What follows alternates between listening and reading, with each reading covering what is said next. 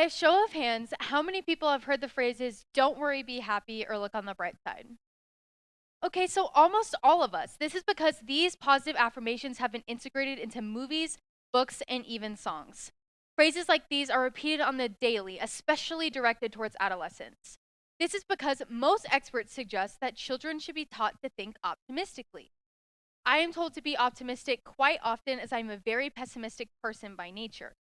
However, thinking positive is not always the best answer. Optimism can lead to negative effects on our mindsets and on our brains. But most people are blind to this because positive thinking is such a powerful idea. So while your teachers and parents may encourage you to think positive and be hopeful, I'm here to tell you the negative effects that brings to modern society. Excessive optimism tricks our minds into thinking we have already achieved our goal, therefore decreasing our desire to work towards it. Let me explain. A study conducted by psychologist Gabrielle Oettingen with New York University focused on various women participating in a diet study. The first group of women were told to think positively about the outcome of the diet, that they would end up losing many pounds and look very fit after a year. The second group of women were told to think negatively about the outcome of the diet, that it would be unsuccessful and they would not lose any weight. After a year had passed, the study concluded that the women in the negative group ended up losing more weight than the women in the positive group. This is because those women thought pessimistically and were therefore more driven to change that negative mindset, resulting in their success. Considering possible failures allows us to better prepare for them. When I begin to study for a test, I like to prepare for failure and keep that negative thought in my mind. This arguably pessimistic thinking style drives me to study harder and focus more because I want to disprove my negative thinking.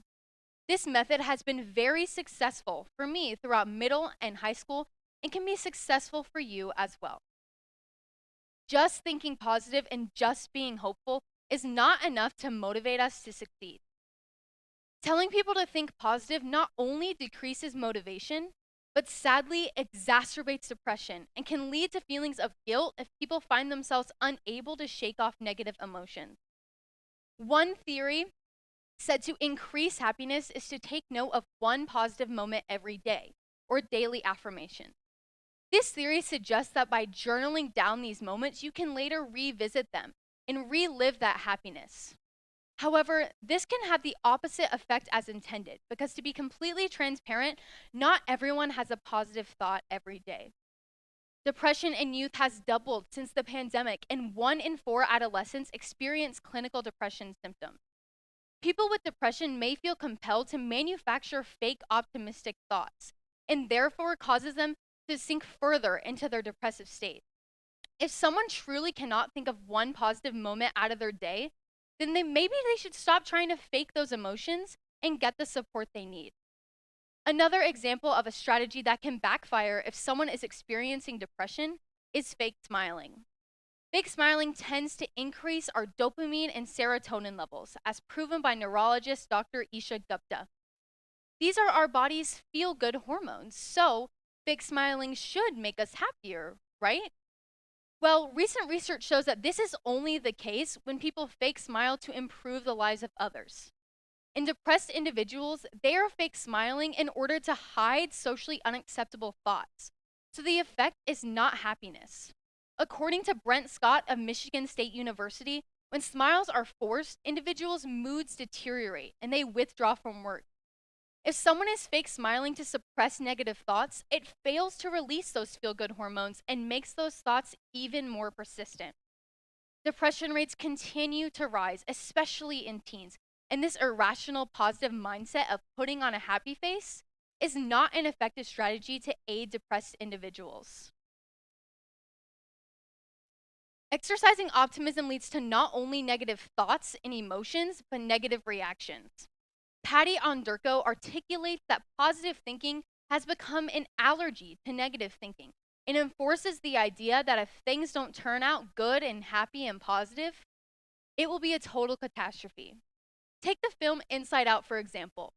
Most children's movies are filled with rainbows and fun and fairy tale endings, but Inside Out takes a different approach, as it is one of the only pop culture examples that examines negative and positive emotions in children.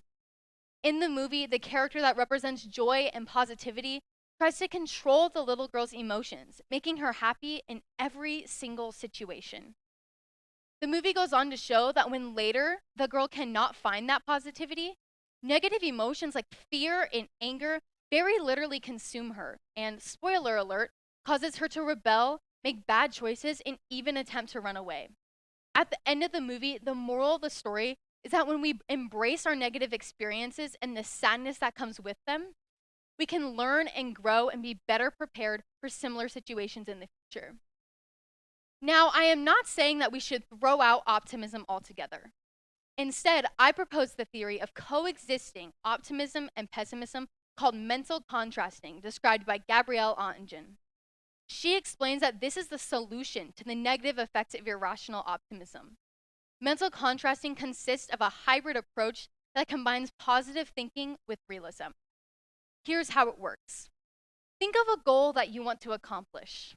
For a few minutes, imagine yourself being extremely successful, letting your mind wander and drift where it will. Then shift gears. Spend a few more minutes imagining the obstacles that stand in the way of your success. This allows us to come down from that extremely hopeful mindset back to earth and back to reality. It encourages optimism and pessimism to coexist, allowing us to have that right amount of exposure to positive thinking, along with an even balance of a reality check. If we all try to adopt this concept of mental contrasting, our world can become an environment not filled with unicorns and rainbows or Debbie Downers, but rather an equal balance of positivity and negativity. Thank you.